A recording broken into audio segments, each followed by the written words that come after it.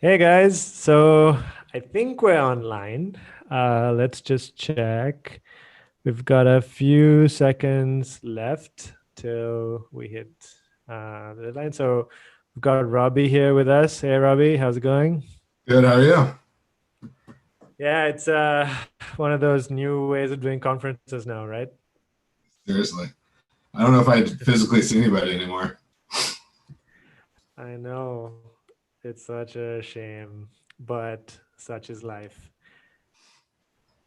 All right, so let's do the share now. And let me see. And why don't we get started? Not bad. We're kind of really running on time right now. Let's share my screen.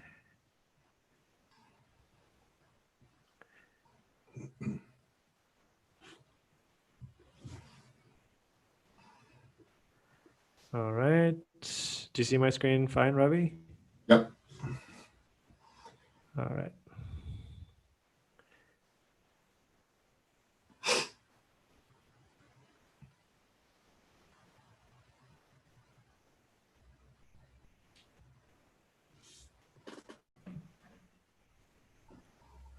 Okay. Let me know when. Oh, what's this thing? I should get rid of it.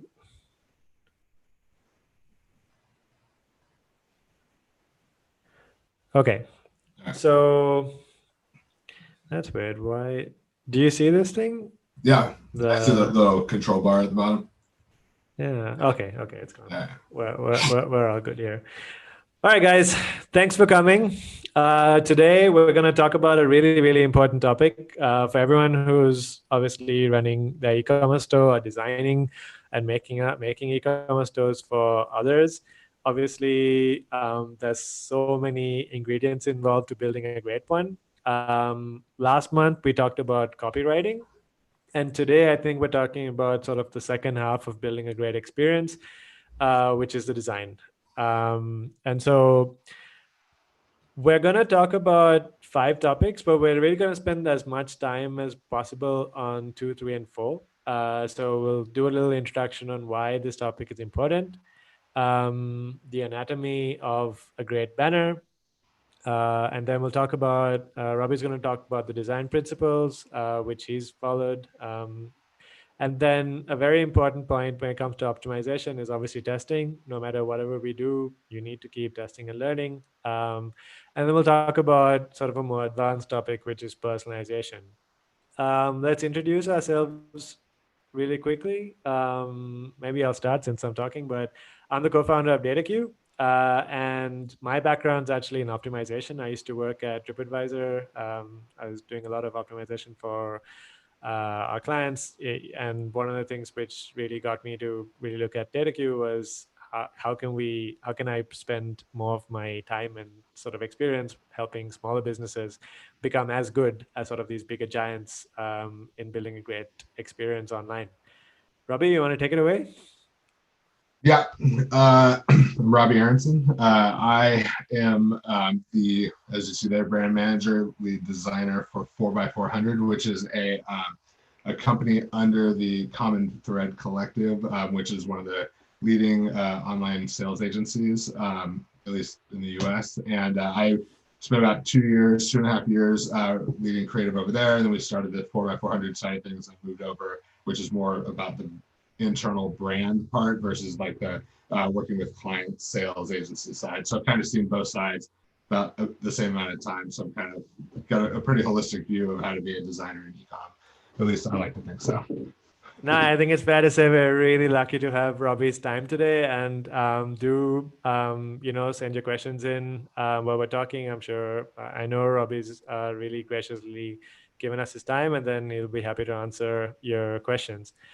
Um, One thing which I want to really focus on is that this is not let's say, a magic solution. It's not like I don't want you to go through, think about like this is the instructions on the box, so to speak. The webinar is not supposed to be something you just follow one time and it's going to be over. Follow the advice, but think about it in terms of optimization. So do something, set up some platform like Google Analytics or Shopify Analytics or whatever you want to do to measure that change, learn, and rinse and repeat. So you can refer to this. This webinar is going to live on YouTube for as long as we're there. It's not like you can only watch this now and it's over.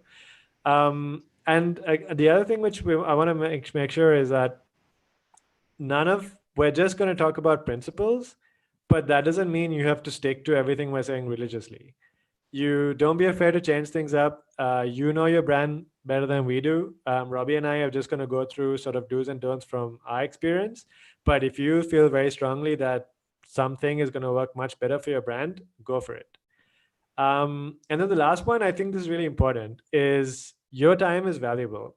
And what I mean by this is webinars like this, or whenever you read stuff, what I really hope you get out of this is it helps you ask better questions. So when you go through this, if there's an area that you think, you know what, this is not something I'm very good at least with what you've learned today, you can go talk to a designer or a copywriter or what have you and ask them better questions like, hey, can you help me with this thing? This is what I really want to get done. And then they could, if you can't afford them, then I'm sure a lot of them would be happy to like give you advice for free.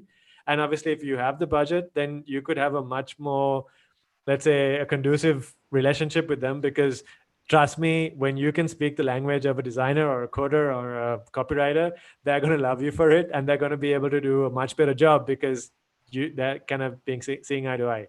Robbie, does that make sense? Are you kind of on board with that too? Total sense. Yeah. It's extremely helpful. So, all right. Why is this topic useful? Why spend time on banners?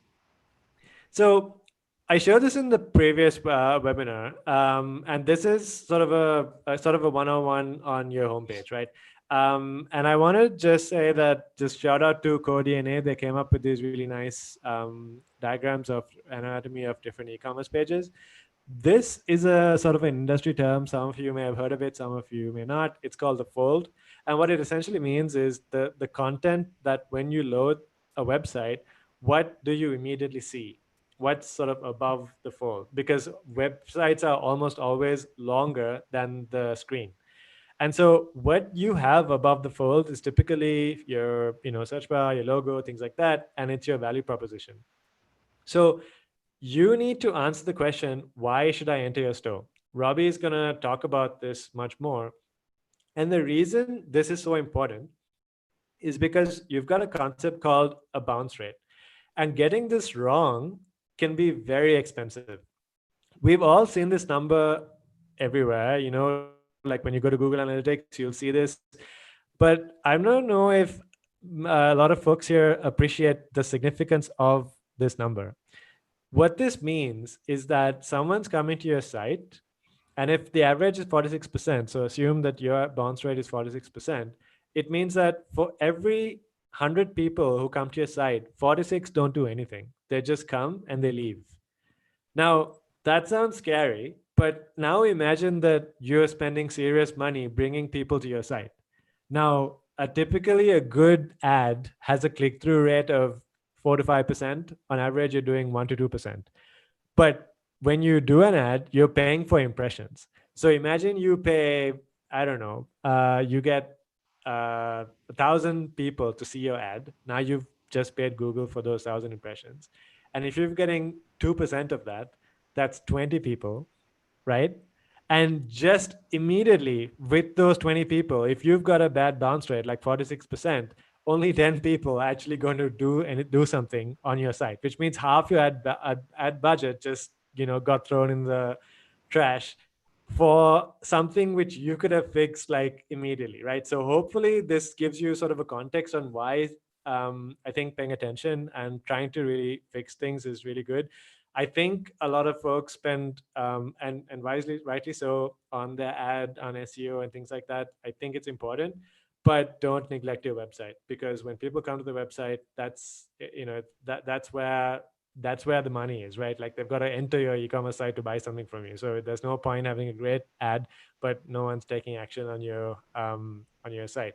I think that's probably the biggest waste of money in this the whole game, is to spend all the money to get people there and then just say, okay, see ya. I know.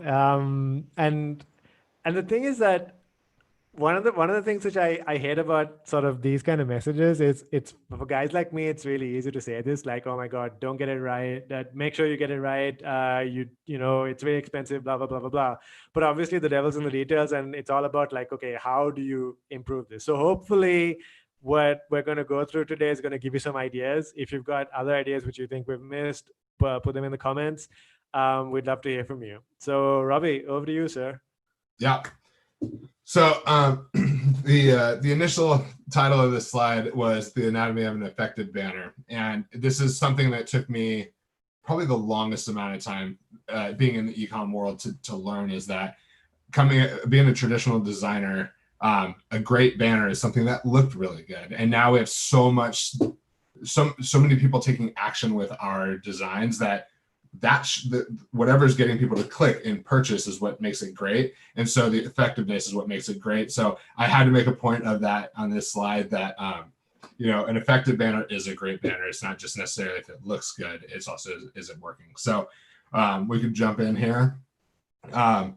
So the anatomy, I broke it down to what I'm calling the big three, and I named that just for this webinar. So it wasn't something that I've been calling it, but having a UVP, or a unique value proposition, that's what people need to know when they land on your site. They served an ad, they saw an email, they saw something on social, and they click on it and they come to your page. Like, tell them what you do. Like, that's, a lot of people have these sliders that have all these different products and information, just information overload. What's the one thing you do that's different than everybody else? So you have a competitor who makes this similar thing you make, but yours is cheaper. Is yours made of a different material? Is it ethically sourced? That's the message that you communicate right up front.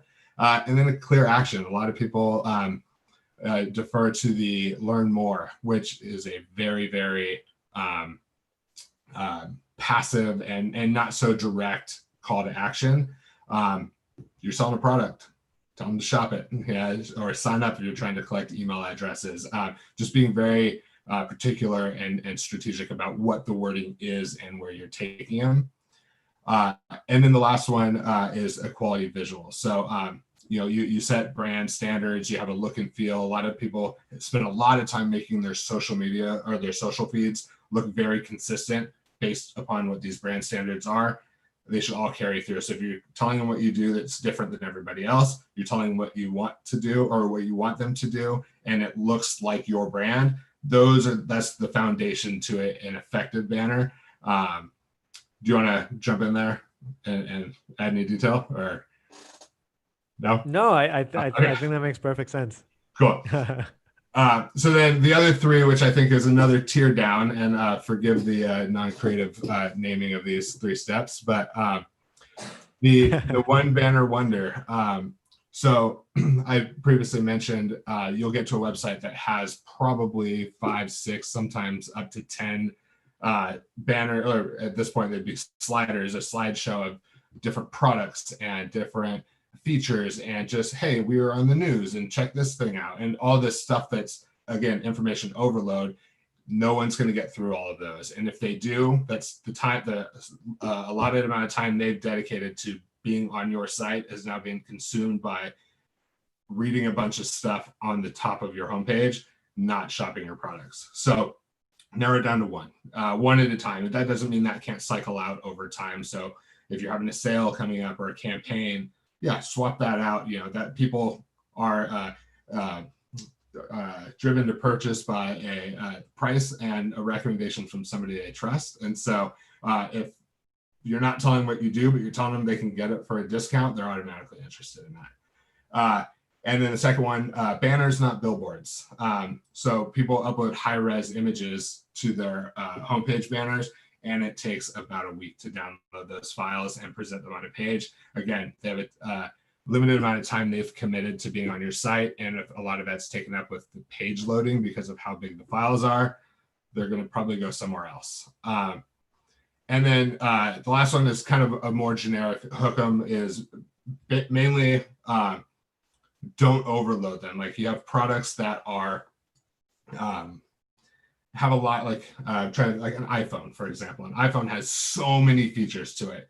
but you don't go to Apple's homepage and it tells you all the features. It shows you a really cool shot of the phone, maybe the one or two things that it's different from the previous version, and then you click to the product page, and then you give them all the information. So keep it straightforward with a tagline, or a product tagline, or this one has more than the last one, and then click into a product page to get all the specifics on each product. So keep it simple is the message I'm trying to get across there. And with that hook, I think it's really common to get into this analysis paralysis kind of thing, right? Where you don't know which is the thing that you need to put in. So I'm just always like, look, don't worry about it. Just go with your best guess, and then your customers will tell you, hey, this is the thing which I love. And if a lot of people are already telling you that, hey, this one feature that I love, go change it, right? Actually, a couple of years ago, I heard a really unique, and to your point there, a really unique story about Yelp, the Yelp app. It started as like a business profile page app where you can just go up and learn everything about the company, and buried at the bottom of the page, like after another click, there was a review of this company. And that became such a big piece of it that they reworked their entire app to build the whole thing off of the company reviews. And then now it's all filtered by that. So to your point, it's like, yeah, once your product's out there, they'll tell you what they like about it. And then that becomes the thing that you showcase. Absolutely. So I pulled in, so I oversee 3 brands at our company. We have a couple more coming on, but the 3 that are most established, and then I brought in a good friend of mine's brand. It's kind of the ones that we kind of are going to analyze here. So Slick Products was our first brand that we acquired. And this is a cleaning product for mainly the off-road industry. So like big old trucks and dirt bikes and buggies and all that kind of stuff. And then they also have a street, like a car wash, a motorcycle wash, those kind of products. And so this is our homepage hero, or it's a hero. I like to call them heroes, but banner is we're trying to get people to like tell us what kind of vehicle they drive, and then we're going to match up a product for their vehicle. And so straightforward, find your perfect wash kit, because like even if you look at the picture, you have a motorcycle on one side and a dirt bike on the other side, and then we have our product, like our highest price point product right in the middle that will actually clean both of those bikes. So we're hitting them with our highest valued product, but we're also asking them to go in, and you may not have a dirt bike. I don't have a dirt bike or a motorcycle, but I have a car. So I'm going to go find my perfect wash kit. And then that links into a page that has all of our wash kits, and you pick that way. So this is very straightforward, pretty simple banner. If you go to the next one, so this is a brand that we have that has like one showcase product. And these are wallets that have been repurposed from vintage baseball gloves. And so you'll see there our unique value proposition is highlighted very clear. It's vintage baseball gloves, handcrafted wallets. They're all handmade. And we're showing our top seller sitting on top of the material that it was made from. So, I mean, that is as straightforward as you can get. And then from there, we do have other styles that they can shop by. And so when we click on that link, it then takes them to show all of our, all the different models behind this top seller.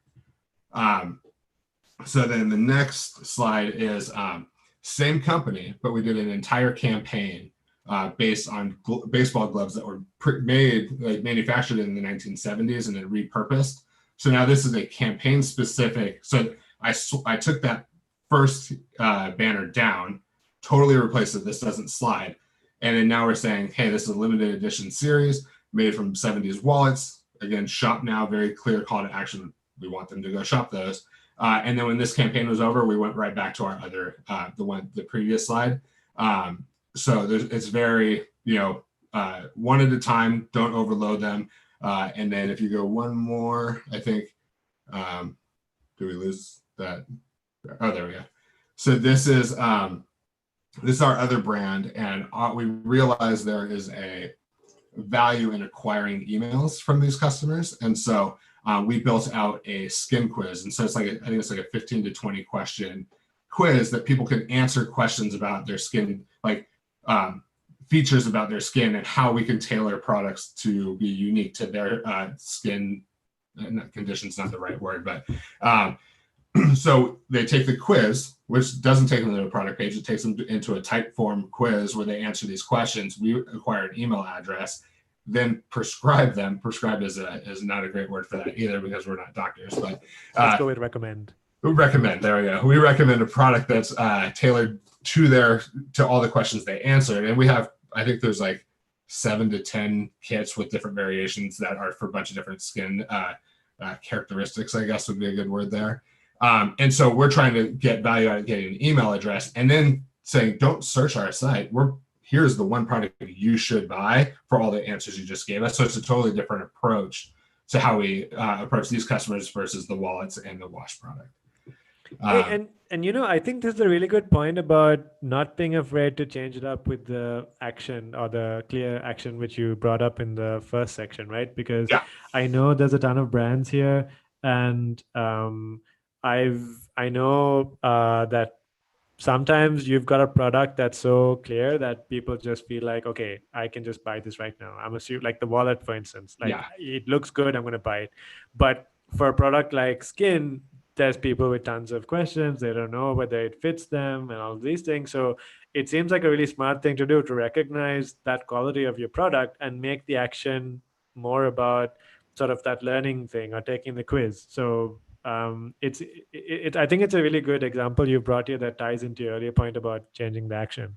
Well, and another layer to this is also, I mentioned prior, is that not putting everything on the banner is like, there's actually 6 products in this kit that we're recommending for these people. And so how do you communicate what that one bottle does versus the other bottle at this point? You don't have to. And this is actually it's a GIF or a GIF that cycles through, and the name changes and the product offering changes. So then you can see like, oh, these are customized.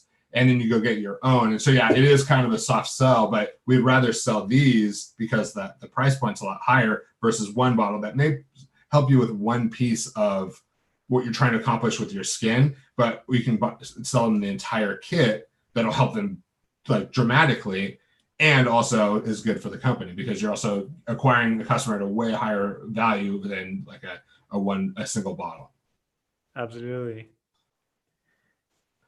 So I mentioned, so those are my 3 brands that I work on. And then I have a good friend of mine has a automotive company. He drop ships parts for like vintage Chevy trucks. And so you can imagine there's a lot of parts that go on cars, and he isn't a manufacturer. And so he has to sell all of those parts. So his SKU count has gone through the roof. And so and I know there's a lot of companies out there who have a lot of SKUs that can't sell 7 different wallet styles and call it a day. So we started talking deeper about what we can do for his brand. So if you go to the next slide, this is, got it. Next slide. No, one before that. So this is his drop-down menu. If you can see at the top that the products is highlighted, and those aren't products; those are categories or collections within other collections. And so it gets really, really hairy here. And how do you focus on a product here? And so I asked him. I said, why are people coming to you versus going straight to the manufacturer, Chevrolet, or GM manufacturer, or going somewhere else that specializes in wheels for trucks? And his thing was, we do everything. We have everything you'll need for your truck, and we have the knowledge and the industry cred to back it up because he's only worked in the automotive industry. So if you go to the next slide, this is how we reworked his homepage. So your one-stop GM truck shop, the products you need, the knowledge you want. So a lot of people call to talk to him because they know him and they want his expertise on, hey, I'm building this truck and I don't know what wheels to put on it. So they want his opinion on what he's basically a truck stylist, but has all the parts to sell on the back end of that. And so we showed one of the trucks he built, and we hit his unique value proposition, but we wanted to focus on additional, like his top selling categories. And so he sells chassis or frames for the cars. and he'll do engine swaps, like basically take the old like 60s, 70s motors out and put in computerized motors so that it runs more like a newer car. And then OBS specialist that you see there in the third block is that it's just a newer style of that truck. So those are the three things he really does well. And so instead of just saying, well, we're just going to talk about we're a one-stop GM truck shop, now we have a way to get to those top sellers and communicate what he does, which is why he's not GM, which is why he's not the other guy who just sells wheels. And so you can utilize the rest of your homepage to start focusing in on the top three things, or even if that's one thing, you kind of treat them as section banners to tell your story. Like, here's what we do, here's why we do it. You get all that on first page load in this situation, and then you can narrow it down. So if you click that homepage banner, if you go to the next slide, and this is a work in progress. This was something we're working on, we're testing, but the next step down would be, what kind of truck do you have? And so now we've broken it up by year. And so now you can jump in to just buy 1955 to 1959 parts for your truck. And so you kind of whittle it down based on the customer's journey and how they would be shopping. And so you kind of, as you launch your brand and start to sell your products, it's not going to be perfect on the first time. He's been running this store for about 10 years. And we're just now, like in the past month, we've been talking about how do we really focus in on the customer experience when they get on page. They say they understand based on how it looks and how we word things and the imagery is how to shop for the products I need instead of sifting through 4,000 products and scroll or next page. There are no next pages on this. So we're testing this, and it's working. I don't know if it's working. We have no previous data to compare it to, but we will be testing this and other solutions as we go forward. We're going to try a version of this where we put pictures of those trucks in there instead of just words. And so we'll kind of roll it out that way to really understand how people want to consume this information to help them make their purchasing decisions. And this is a really heartbreaking process, right? Because when you're the entrepreneur, and you've got all these parts, you think everything is important. So yeah. It's almost like, I think my tip here is that if you're stuck in that situation, get help. Like, go talk to a designer friend like Ravi's friend did, or go talk to your customer, even better, and try to find, like, from people who are actually shopping, what are the top things that they do on your site, and use that as a gauge. Because honestly, like, if you are constantly feeling like you need to put everything on there, then you're probably not the best person to decide what to keep and what not to. You're too close, right? Yeah, You're too close. They need to know everything. My buddy's the exact same way. We have this ongoing joke of like, you need to know your customers. And he's like, I know my customers better than anybody, way better than you do. And I'm like, oh, that's for sure you do. But are you answering the questions they need? Because they call all day and have questions about all the different, like, hey, will this fit on my car? Will this fit on my car? Do you sell this? And it's like, okay, that's what they want on a phone call. But what do they want when they get on your site and want to shop? How do you get them to that phone call? And it's just this big disconnect that we've had. It's actually led to some really frustrating conversations with them. So everyone who's in the same boat, we feel the pain. Good luck, but you can do it. Cool. So outside of, so I'm going to kind of rewind back to where you started and say that you spent money on ads to get them to your website. Now you've hooked them with your banner, and you've explained what you do, how you do it, why you're different, here are the products we offer. And then there's a whole list of other things that go into what that should be like. When you're not talking about banners, you're talking about product pages and what the checkout experience is like. And so we'll kind of glaze over the surface here of some of those things. We won't get extremely deep into them, but I think a lot of them will trigger some ideas of how you may be able to help make that process better on your brand. So we can jump into those here.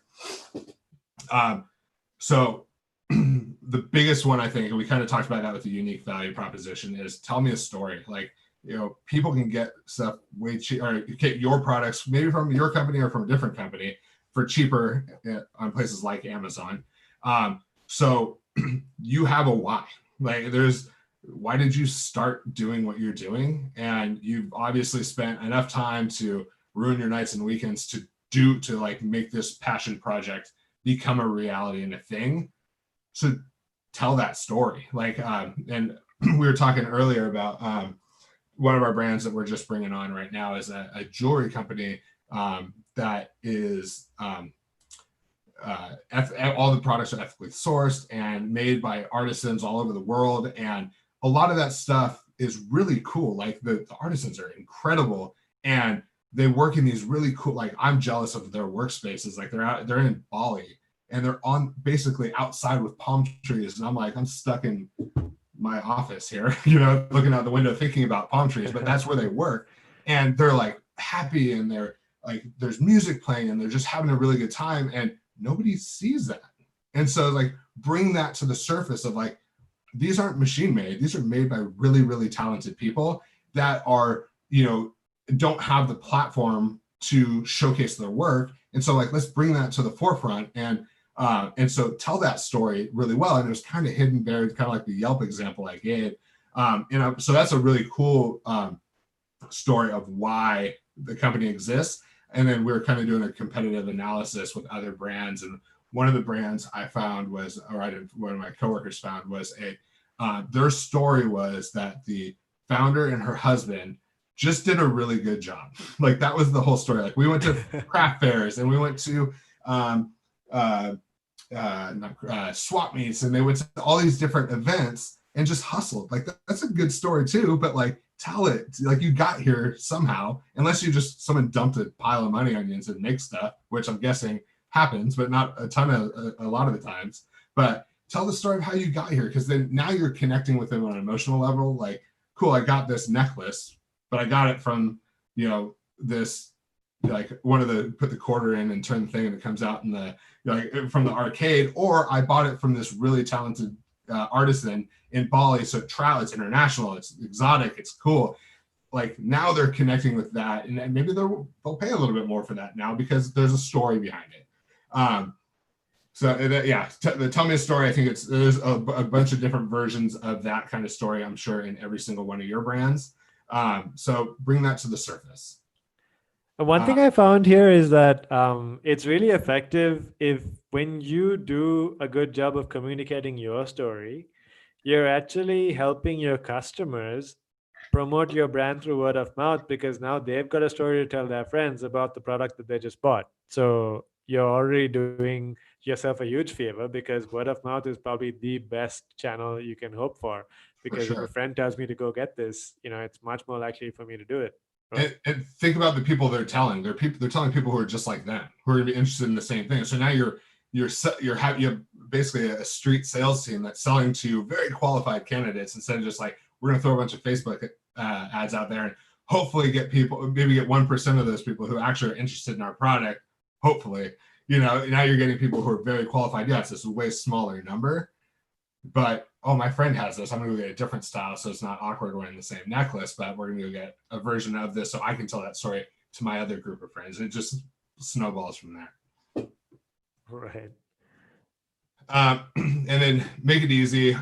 This is a little a step back from like the creative design, and it's a little more strategic design, I think. And if you have a product, they obviously have shown intent that they want. They've gotten to a product page. They say, I like that product, I want to buy it. So they've committed, like they're there, they're ready. So let's make everything beyond that decision as easy as possible. Don't make them fight you to give them their money. So like things, reducing like steps in that process, like click this page, then go see this page, and then see if you click this option, it's going to reload the page. That is just complicating things. So if they click like maybe a straight to checkout from a product page, depending on what your product price is, like our wallets are pretty expensive, and so the chance that someone's going to buy multiple of those is pretty low. So let's take them straight when they click.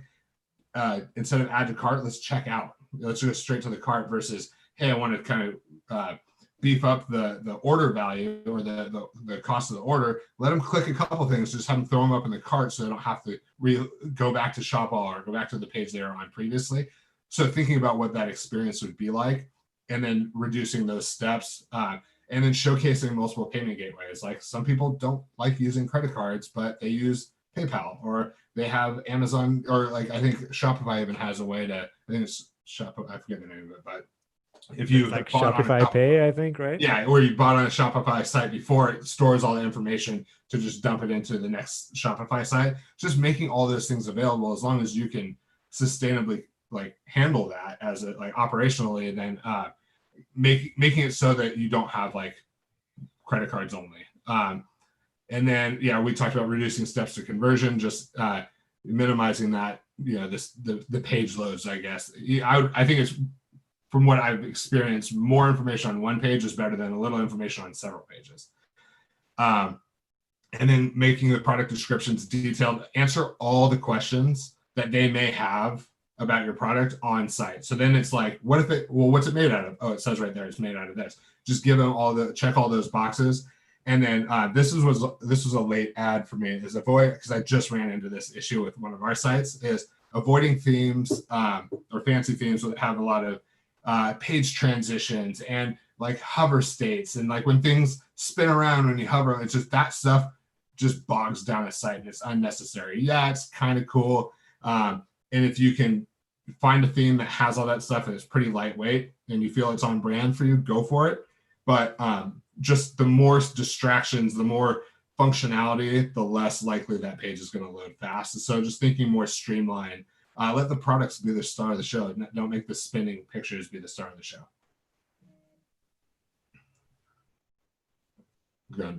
Yeah, and you know, what I was thinking when you talked about making the product descriptions detailed is that you also need to be really careful there, right? Because I don't want people to think, okay, I've got 20 different things that I wanted to say about my product. Again, I think they should apply all the things that you mentioned before with the e-commerce, sort of the banner stuff, where you need to think like, even from a design perspective, it's really prioritization, right? So maybe just before the price, maybe you add some icons for like the most frequently asked questions. Everything else, which people generally ask for, maybe you can move it below.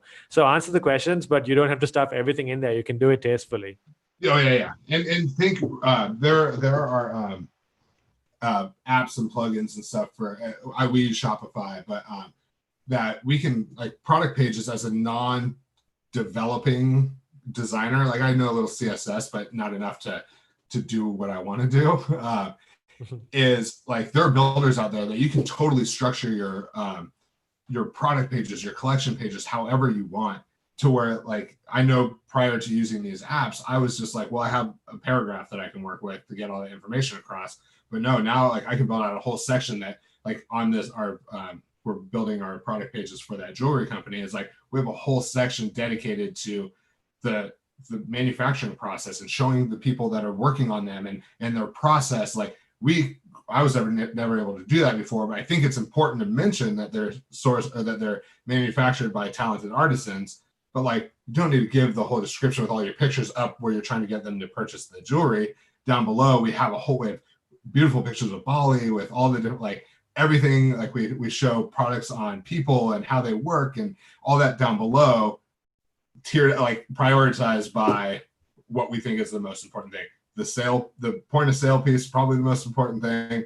And then down as just kind of how you've tiered those things can kind of cascade down the site. And there's a really tasteful way to do that stuff versus just throwing it all on a page. Absolutely.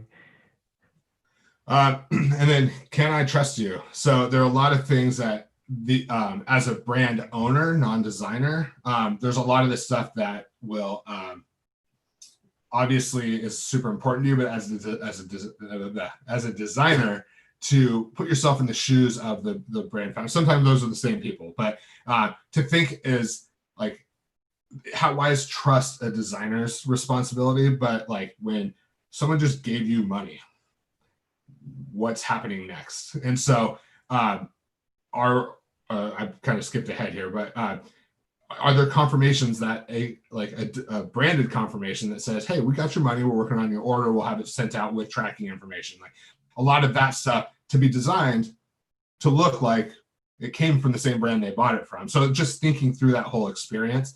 I'll jump back up to the top here. Are your brand standards supporting the mission and vision of the product? You set out to do something really, really well by connecting with people through your product. So how does your site reflect that? How does your post-purchase email flow reflect that? How does social reflect that? And just creating this, anytime somebody sees your brand, whether it's through email, through social, through web, through a flyer, a billboard, a commercial, everything should look like the same company. If you strip the logo off of it, you should know what brand it is. And so thinking that builds a lot of trust for your brand and for your products. And then we talked about this. Can you answer all the questions on site that people may ask? So showing basically 360s. You don't have to have a 360 video, but just showing angles of products to they know, oh, that's what the back of it looks like. Bulleted features like, oh, it's made of this and it's this size. Reviews and PR are huge, getting those on site. So if you have been featured, like our wallets have been featured in ESPN, which is really cool for me. And so putting those on pages that would help legitimize that people buy these, and ESPN covered them and they were in a gift guide on this for this brand. Just that is super important to build out into any point somebody should feel like or any point you want somebody to give you money, you should validate the fact that they're going to get something in return. And then making it special. So this is kind of where I like my majority of my day at work is spent. They give you money, you give them product. That is expected.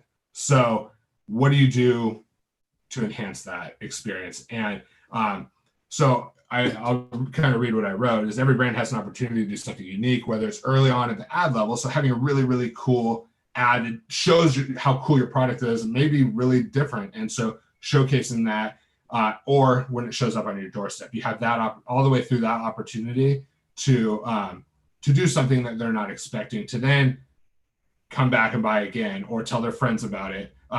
Giving them what they paid for is the minimum. Like I think settling there is like it's not terrible, like that's doing business, but like how do you, as an e-commerce brand in the world that we live in today, is that everybody does everything so well. So how do you either fit in with them or exceed that? And so how do you level up your customer experience? And so I was presented with our skincare brand wanted to redo packaging, and the device I was given was a cardboard box. They said, we're going to put our products in a cardboard box. And so if you jump to the next slide here, the whole brand is built on empowering women. It's a women's skincare brand. I use it too. It's not just for women, but we cater to women.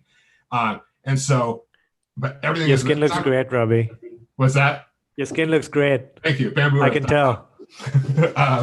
So we, the whole thing is about empowering women, not telling you we're going to change you. Like, you're fine. Like, there's like, all we want to do is make your skin healthier, not change the way you look. And so we always find an opportunity to like reassure them that there's nothing wrong with you. Like, you don't need to be fixed. You just need to make your skin healthier. Right. And so you open the box, colors are on brand, you're beautiful, and there's nothing we can do about it. So like hitting with like a really empowering message like that. And we've kind of carried that through as our mantra through a lot of the things we do.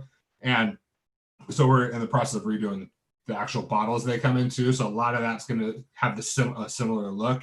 But just, you expect these to show up in like a white paper box, and the outside is white paper box, but it has the logo on it, and you open it up and it's all pink, which you're not probably expecting. When you open a white paper box, you're probably expecting a craft paper, but I didn't have a lot to work with. So you can do a lot. Like, this is still a very cost-effective box to make. I asked if we could print on the inside, and it's those questions that can make a huge difference to people versus just like, it's cheap, let's just use that one, which is how we started. We had to start there and then kind of evolve into this. And then when we redo our bottles, those will have a whole different experience and give people a different feeling. And so it's not everything at once. It's kind of a tiered system. Like, the brand is doing fairly well. And so now we have the means to go spend money on new packaging and to think about these things, which 6 months ago, we probably couldn't have done. And if you go to the next slide, so this is a video, I don't know how it's going to play, but so with our baseball brand or the wallet brand, we have, we never discount, we never do, it's just a very premium brand. And so like, there's not a whole lot we can do. We can't use glove manufacturers' names. And so what we did here, this release came from or this whole series was based on a 1934 Major League Baseball All-Star game. So we would tie these videos to every release. Do you click play? Is it just taking forever to load? Yeah, it's taking a while to load on.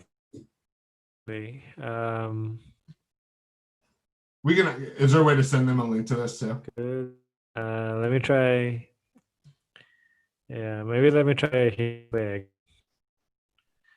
Yeah, you know what? I'll put this at the bottom as a comment, So and then I'll, we can kind of talk point through the it. experience of it though.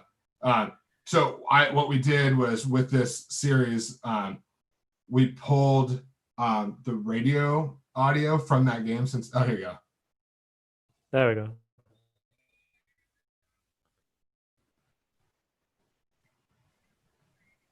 Isn't it So thrilling? there's no audio, unfortunately. I hear it. So what we did was we pulled the in my ear.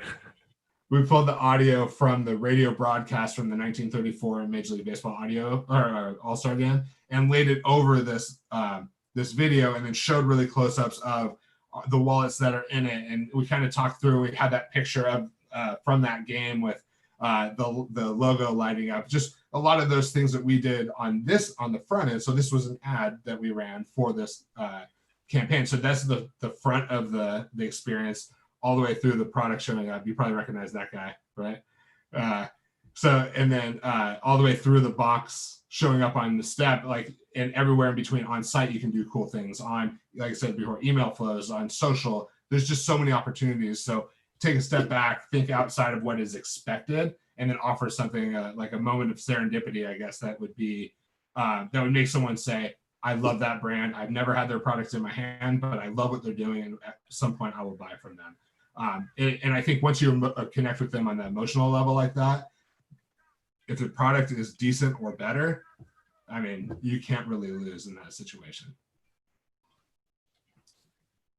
It's way better with audio. Yeah, unfortunately. We'll put a link to this below. So then kind of the last point I'll talk about here is you've launched your brand, you've done, you've restructured your site, you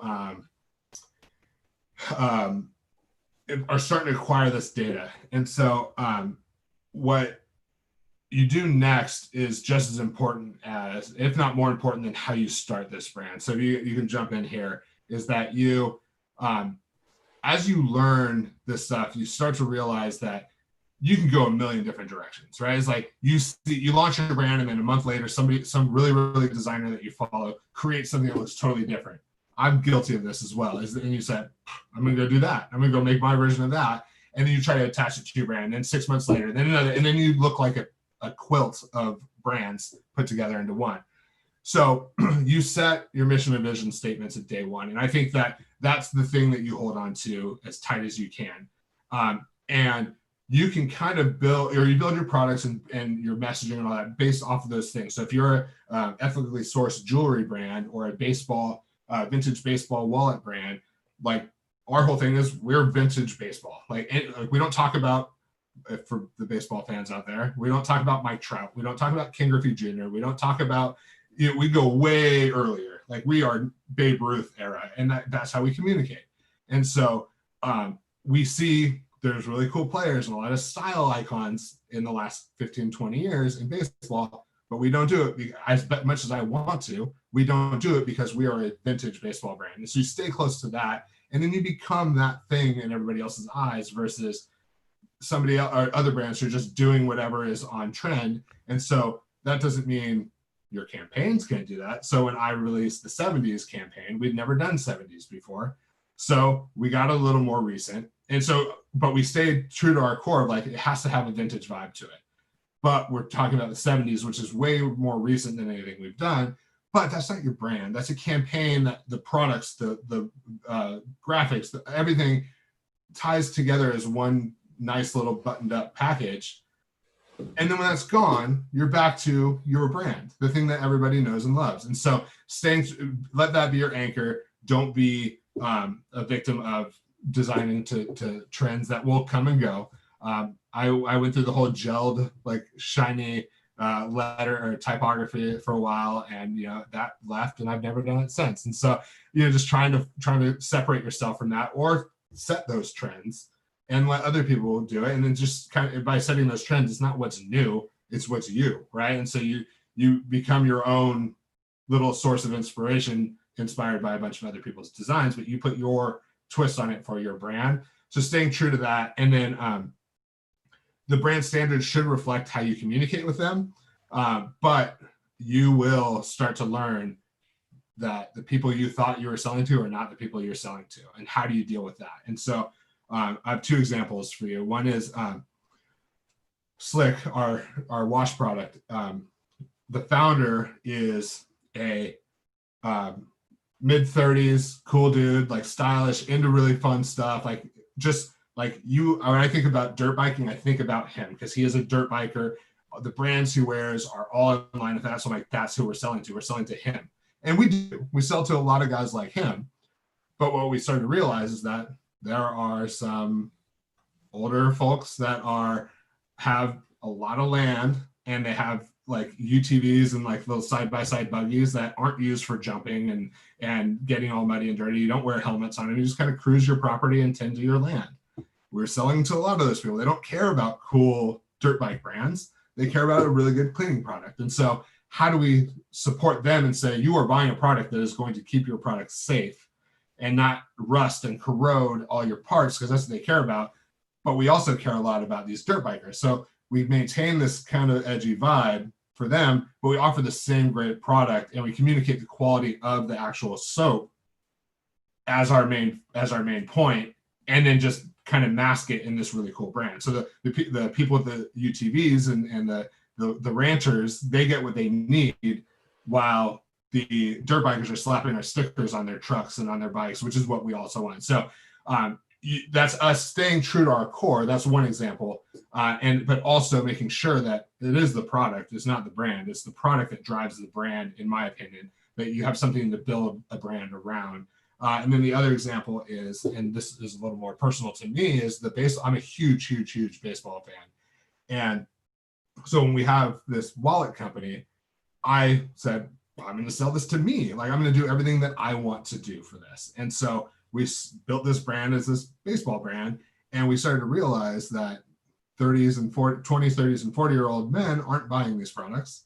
50 and 60-year-old women are buying these products for the 30, 40, 50, and 60-year-old men in their life. So we became a big part of our business is a gift brand.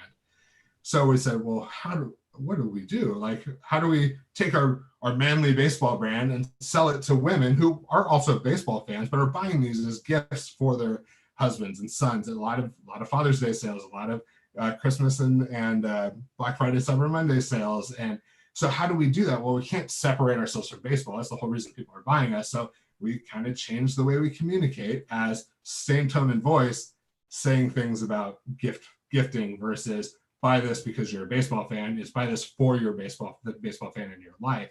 And so we didn't change the way we looked. We just changed the way we communicated to some people.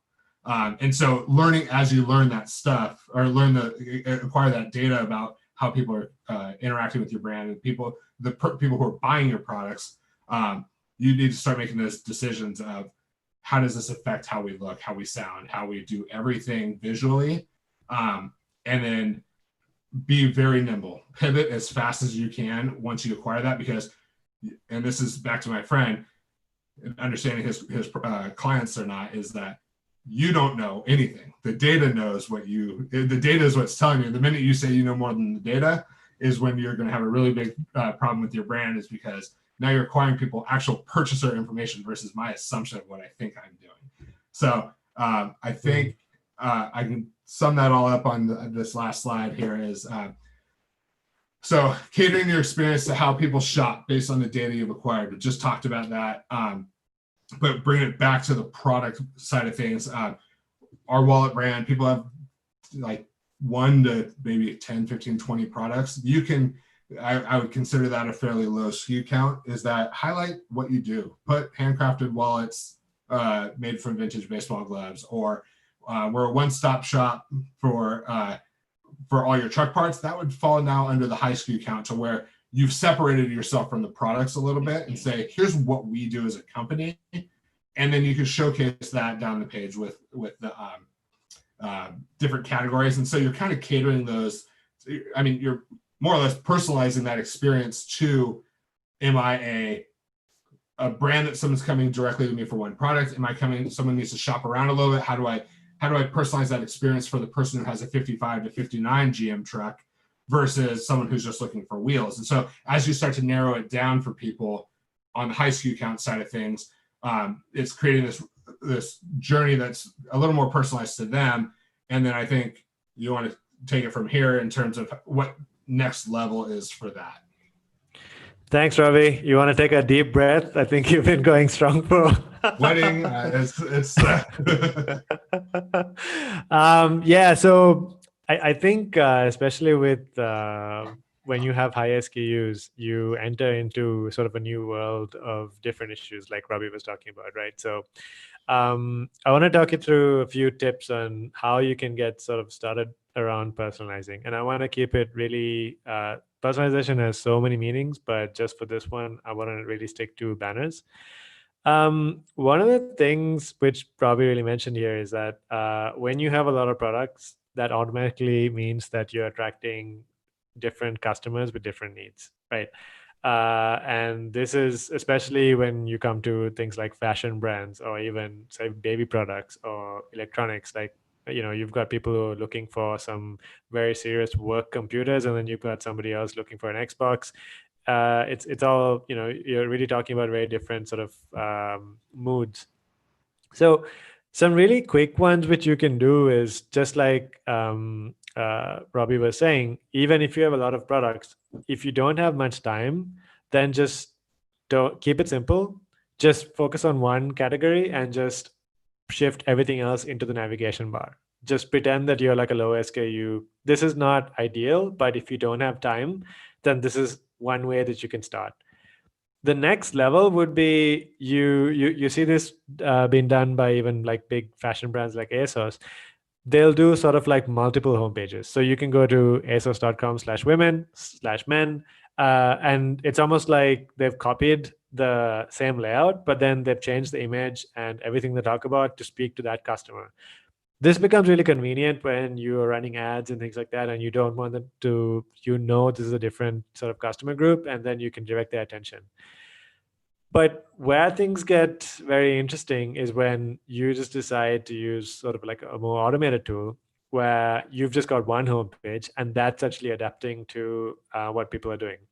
Because the thing is that people are really complicated. So if you look at the example I talked about before, where you've got someone who wants a serious work computer and somebody else who wants an Xbox, honestly, that could be the same person. I could be looking for a work computer in the morning, and now I want to feel like, I want to start gaming, and then I might want to get a PlayStation or Xbox. So it doesn't mean that people just fit into one category. Actually, people are by definition really dynamic, and they're constantly going through they fit into multiple groups, right? So instead of thinking about making the perfect banner, what you need to think about when you think about personalization is just upload a library of banners. So any tool that you use lets you do this, and then you would end up tagging these images to certain categories. So for instance, baby, electronics, gaming, what have you. And then when people come to your site, as people are using the site, they're actually telling you a lot about what they're in the mood for. The moment they clicked on an ad and they went to a product, there's so much information that you can infer. Just from the price point, you can see what they're willing to pay. Because you might have cheap products and you might have more expensive products. Just by the product, you know what kind of product they're actually looking for. So in this case, let's say that we've got someone looking to get, baby products. And then the moment you register that, then the algorithm can decide, hey, you know what? For this person, the homepage should show baby stuff, right? Whereas for somebody else, it could show sort of those gaming banners, and somebody else, it could be electronics banners. So, and these are, I just want to be clear, these are sort of these subcategory banner images that Robbie was talking about. So you still keep your sort of your value prop pristine at the top, but just below you're showing different options here, and it's a lot more friendly to the person shopping, because we know that when people buy, typically it takes about 5 days. They'll launch your site, they'll look, there's always a research phase, they're going to look at multiple sites. And the reason this works so well is because when they come back, it makes more sense, because they've most likely forgotten how they got to that product in the first place. They'll just remember your brand. So the moment you give them a little help saying, hey, like, I remember you were looking for baby products, so here are our top 3 categories for baby products right here. So the idea is that when people take action, so for instance, if someone saw a Facebook ad for baby products, show them baby images. If they did a search for bedroom products via Google search, maybe they landed on a blog of yours. That's a good time to start showing them more sort of bedroom theme stuff. If they got an email from one of your campaigns on, I don't know, some promotion on stuff you're selling for bathroom, then those images would be far more applicable, right? So hopefully this gives you a quick sense of what personalization can do. It's a very powerful method. I mean, full disclaimer, this is exactly what we do, but there's tons of products out there that can do the same thing. So do your research. Feel free to reach out to me if you've got any questions. But what I'd like to do is to end with like a quick summary. So we talked about the fact that above the fold content is really important to reduce your bounce rate. And bounce rate is critical to make sure that you're getting the most out of your marketing spend, right?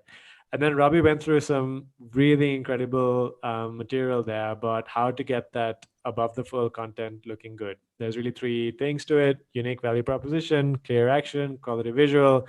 He's also got those other 3, which you can go up and look later. And then, number 3 is really make it easy, like essentially reduce friction, increase the trust. And I really like the segment he spent on making it special, because this is exactly what makes people talk about you. And when people are talking about you, you are doing far better than your competitors, because word of mouth is the best channel.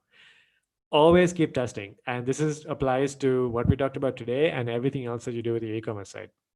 You can follow this, and I think what Robbie said really spoke to me, because it's very tempting to go for these really big changes. So when you are testing, keep in mind that anchor, but sort of test so you optimize and see if you can improve your outcomes if you're measuring things. And if you've got a store with a lot of SKUs, a lot of product categories, personalization is something that could be useful. So let's look at some questions. So we've got a couple. I think one is really based on budget. We've got a question from Idris saying, hey, I've just started an e-commerce business and don't have a designer. How can I make great banners on a low budget? A related question to that is, how can I make stock images work for my homepage? So I'm assuming, again, it's sort of a budget issue. Robbie, you want to give that a shot?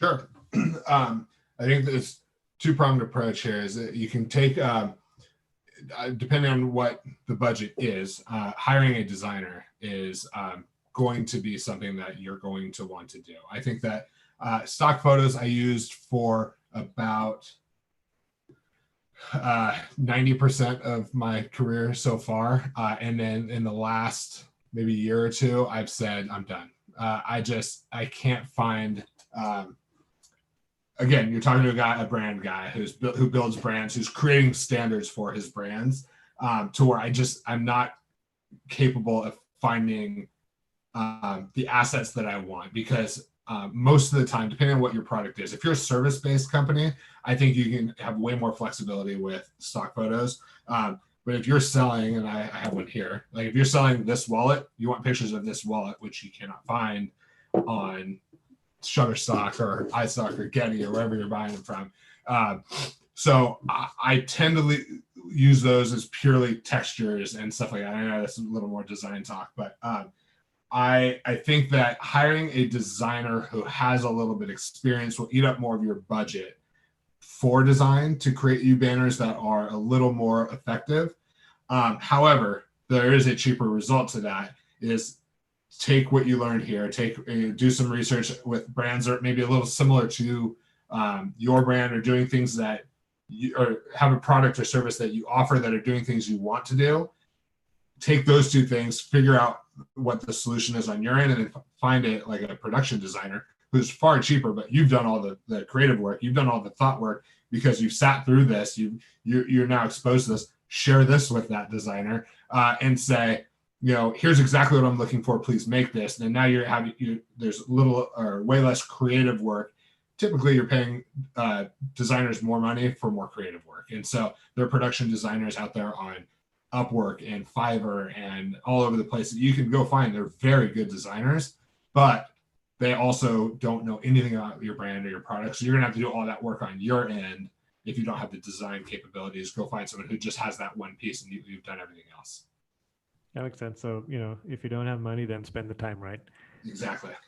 You're way there. And we got one other question. How important is text in banner images, and how often should I update the banners? It's as important as the visual, because if you saw, and I'll use this example again, if you saw this wallet, picture this wallet, and there's nothing else about it, you have no idea what you're buying. I think the value proposition should be communicated via text, and that's not a paragraph. You should be able to tell people what you do, what your product does, in a sentence, a short sentence. Like we go to like one of the biggest brands. I will go back to Apple. Is like, we make really good, really cool tech devices, right? Like, that's not their value prop. It's way better than that, which is why I'm not a copywriter. But that's what they say.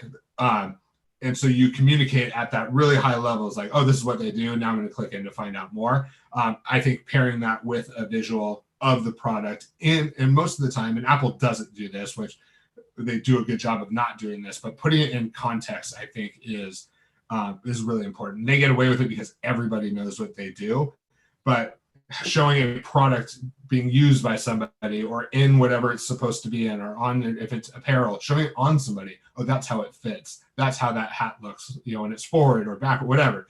I think those two things have to play together. And I think the second part was, how often should you change them, right? Yeah. When you need to. And I know that sounds vague, but those two banners I showed you for the wallet company, that 70s one ran for about 2 weeks. And then I pulled it down, went right back to the one that ran for about 6 months before that. So we've had the same banner since the beginning of 2019. I did a little text style, like same copy, but I just added a different font color. That's the only change I've made since the beginning of 2019. And except for when we have a limited edition release or a sale or a campaign or something that is going to run for a short amount of time, because when they see, we don't do it for this brand, but when you see 20% off site wide, that's way more important than your handcrafted wallets from vintage baseball gloves to a certain extent. I mean, they need to know that piece, but they also know that they're getting a discount, which is why they're on your page shopping. So, but when that sale ends, pull that down, put the one you have right back up, because that's the thing it's basically your website's logo is what that banners, that we call them evergreen banners, things that stay for long periods of time. So your evergreen banner should be the thing that remains true, and you can redesign that. And I suggest at some point when you have the means, test it against other versions of that. And to the whole personalization point is, like, if you're selling to gifters or selling to people who are actually the purchasers and the users of the product yourself, test them side by side, see what outperforms, then use that as like your kind of your North Star as how you're going to communicate all things going forward. So there's little things, like you still have control of all that stuff. But I say leave your evergreen banners as long as possible. Only change them when you have really good reasons to, campaigns, sales, etc. Awesome. I think we're out of time, but Robbie, this has been amazing. Thank you so much for all the input. And if you guys have any questions, here are like how to reach us. That's Robbie for 4x400 and Common Thread Collective, if I got it right. And on personalization, if you've got any questions, feel free to give me a shout. But with that, have a super duper week. And we are going to be doing another webinar next month, so watch out for that. And obviously, we are. podcast. Well, Robbie, I'm roping you in again. Well, we have to decide on the topic, so I might just send out, we've got a couple of topics in mind. But besides that, if you're in a hurry, you do. We have a podcast at podcast.dataQ.co where we talk about really cool stuff on how to build a great e-commerce experience. So check that out. But with that, have a good one. Bye bye. Yeah.